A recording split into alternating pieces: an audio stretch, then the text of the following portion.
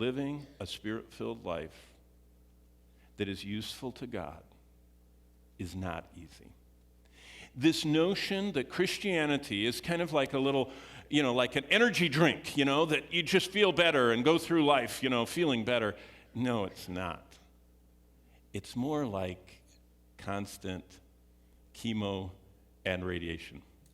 Because if you want to be useful to God, He is constantly wanting to remove from us self-reliance, self-focus, self-absorption, everything. The selfishness we were all born with, our flesh. God wants to mortify. And He wants to roll it back in our lives. And He'll use almost any means. In fact, He does use any means possible. And that's what we see in their lives. And I'll just show it to you, because to be useful to God means that God sees and honors and blesses and rewards any person that's useful to Him with endless, eternal reward. We're rewarded in heaven forever for being useful to God. Now that's really interesting, because that goes contrary, because most of us are more tied up with how to get the most out of this life, how to enjoy it the most, how to be the healthiest, how to have the most freedom, how to have the most security and comfort.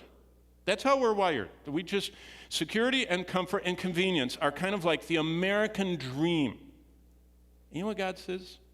I can use you more if you're not secure. I can use you more if you're uncomfortable. I can use you more if you do not have convenience in your life. I want to get your attention. And I want you to be useful to me. And we see, it's kind of a difficult life. Anything in our lives that's not pleasing to God will vanish away. It will turn to smoke and ashes, Paul tells us.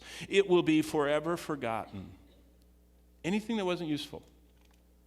So, you and I are given 70 years, 70, and if by reason of strength we get to 80, and whatever in that time period was useful to God lasts forever.